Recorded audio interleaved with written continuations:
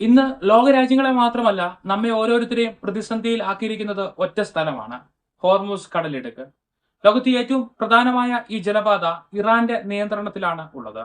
ഇറാനിലേക്ക് അമേരിക്കയും ഇസ്രയേലും ആക്രമണം ആരംഭിച്ചതോടെ ഇറാൻ സർവ്വശക്തിയും എടുത്ത് പ്രതിരോധം തീർക്കുകയാണ്.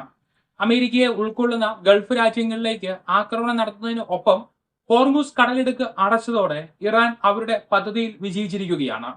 ലോകത്തിലെ തന്നെ 20% ക്രൂഡ് ഓയിൽ കടന്നെത്തുന്ന ഈ കടലിടുക്ക് അടഞ്ഞതോടെ കടലിടുക്കിന്റെ ഒരു വശം നിറ ടാങ്കറുകളുമായുള്ള കപ്പലുകളും ഒരു വശം ഒഴിഞ്ഞ ടാങ്കുകളുമായുള്ള കപ്പലുകളും നീങ്ങാനാവാതെ കിടക്കുകയാണ്. ഇതുമൂലം ബാരലിന്റെ $62 ക്രൂഡ് ഓയിൽ വില കുത്തനെ 112ലേക്ക് എത്തിയിരിക്കുന്നു. വരും ദിവസങ്ങളിൽ ഈ വില എത്രത്തോളം കുതിച്ചുയരുമെന്ന് പറയാനാകില്ല. വില വർദ്ധിക്കുന്നത് മാത്രമല്ല പ്രശ്നം, ഇതിന്റെ ദൗർലഭ്യം തന്നെയാണ് ഏറ്റവും വലിയ പ്രതിസന്ധി ഉണ്ടാകുന്നത്. രാജ്യത്തെ ചരക്ക് നീക്കം വലിയ തോതിൽ എക്സ്പെൻസീവ് ആവുകയും ഉൽപ്പന്നങ്ങളുടെ വില കുത്തനെ ഉയരുകയും ചെയ്യും. രാജ്യത്തെ LPG വില ഇപ്പോൾ തന്നെ കൂട്ടിക്കഴിഞ്ഞു. ഒപ്പം അതിന്റെ ദൗർലഭ്യം ആരംഭിച്ചു. അടുത്ത ഡീസൽ വില ഉയരും, ഒപ്പം പെട്രോൾ വിലയും. അമേരിക്കയും ഇസ്രായേലും വലിയ അവകാശവാദങ്ങളാണ് ഉന്നയിക്കുന്നത്. ഇറാന്റെ സർവ്വ സൈനിക സംവിധാനങ്ങളും തകർത്തു എന്ന് അവകാശപ്പെടുന്നു. ഇറാന്റെ പരമോന്നത നേതാവിന്റെ നീക്കങ്ങൾ ട്രാക്ക് ചെയ്ത് വകവരുത്തിയെന്ന് പറയുന്ന ഇവർക്ക് എന്തുകൊണ്ട് ഈ ജലപാതയുടെ നിയന്ത്രണം ഏറ്റെടുത്ത് ഗതാഗതം സുഗമമാകുവാൻ കഴിഞ്ഞില്ല?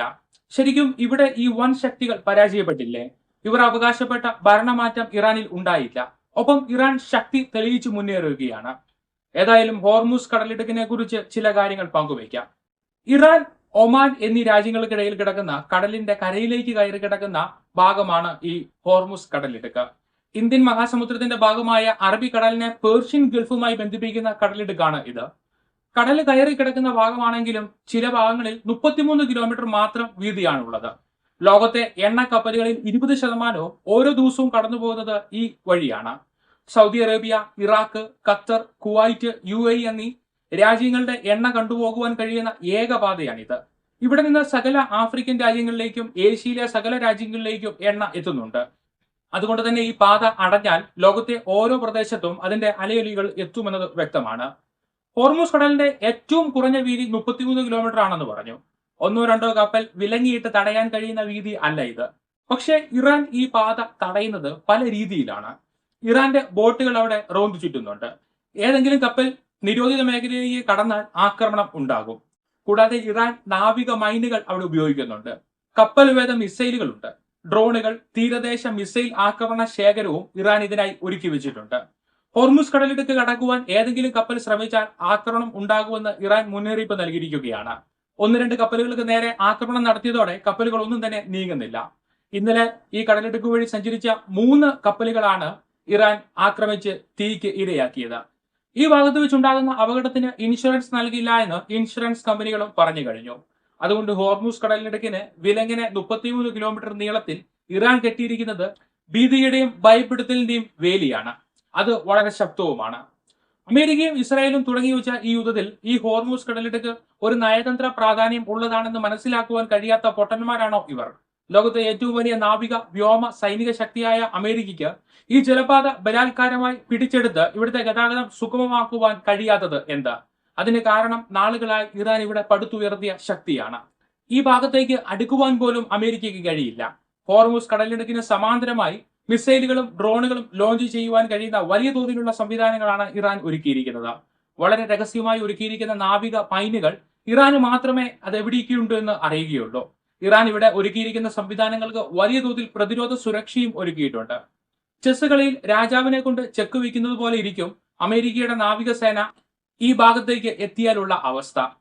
ഇറാന്റെ സൈനിക സംവിധാനങ്ങൾ മുഴുവൻ തകർത്തു എന്ന് ഇസ്രായേൽ അവകാശപ്പെടുമ്പോഴും ഇറാന്റെ മൊബിലിറ്റി മിസൈൽ സംവിധാനങ്ങളൊന്നും കണ്ടെത്തുവാൻ പോലും ഇവർക്ക് കഴിഞ്ഞിട്ടില്ല. റഡാർ സ്റ്റേഷനുകൾ, മിസൈൽ ലോഞ്ചറുകൾ, കമാൻഡ് കേന്ദ്രങ്ങൾ ഒക്കെ തകർത്തിട്ടുണ്ട്.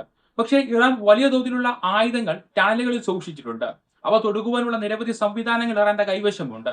അതുകൊണ്ട് ഇറാന്റെ ശക്തി പൂർണ്ണമായി ഇല്ലാതാക്കിയെന്ന അവകാശവാദം ഒരു തരത്തിലും ദഹിക്കുന്നതല്ല. ഭാവിയിൽ അമേരിക്കയ്ക്ക് ഈ ഹോർമൂസ് കടലിടുക്ക് നിയന്ത്രിക്കണമെങ്കിൽ പോലും നാളുകൾ നീണ്ട തന്ത്രങ്ങളിലൂടെ ഇവിടേക്ക് കയറി പറ്റണം. മൈനുകൾ കണ്ടെത്തുവാനും അത് നിർവീര്യമാക്കുവാനും കഴിയണം. തീരത്തുള്ള ഇറാന്റെ മിസൈൽ ലോഞ്ചിങ് കേന്ദ്രങ്ങളെല്ലാം തകർക്കണം. ഇത് അത്ര നിസ്സാരം അല്ല എന്നതാണ് വാസ്തവം. നിലവിൽ എണ്ണ വില ഇത്രയധികം കുതിച്ചുയരുന്നതിന് പിന്നിൽ പല കാരണങ്ങളുമുണ്ട്. ഷിപ്പിംഗ് ഇൻഷുറൻസ് തുക കോടികൾ വർദ്ധിച്ചു. ടാങ്കറുകൾ മറ്റുള്ള വഴികളെ ആശ്രയിച്ച് കൂടുതൽ ദൂരം സഞ്ചരിക്കേണ്ടതായി വരുന്നു. വിതരണം പുനരാരംഭിക്കുന്നത് എന്നാണ് എന്നുള്ള ആശങ്ക നിലനിൽക്കുന്നു. അമേരിക്കയും ഇസ്രായേലും ഇത്ര കൊമ്പത്തെ ശക്തി ആണെന്ന് പറഞ്ഞാലും തൽക്കാലം ഹോർമൂസ് കടലിടുക്ക് കൈക്കലാക്കുവാൻ കഴിയില്ല. ഈ ഹോർമൂസ് കടലിടുക്ക് ആയിരിക്കും ഈ യുദ്ധത്തിന്റെ വിജയം നിർണ്ണയിക്കുക. 5 ആഴ്ച യുദ്ധം നീളുമെന്ന് പറഞ്ഞ ട്രംപ് ഇപ്പോൾ പറയുന്നത് യുദ്ധം വേഗം തീർക്കുമെന്നാണ്. എന്നാൽ ഇറാൻ പറയുന്നു, നിങ്ങളല്ലേ തുടങ്ങി വെച്ചത്, ഇനി അത് എപ്പോൾ തീർക്കണമെന്ന് ഞങ്ങൾ തീരുമാനിക്കാമെന്ന്. കുറെ നാശനഷ്ടങ്ങൾ ഉണ്ടായി എന്നല്ലാതെ ഇവിടെ അമേരിക്കയുടെ ലക്ഷ്യമൊന്നും നടന്നില്ല. ഒപ്പം ഇറാൻ അവരുടെ ആധിപത്യം തെളിയിക്കാനുള്ള അവസരം ലഭിച്ചിരിക്കുകയുമാണ്.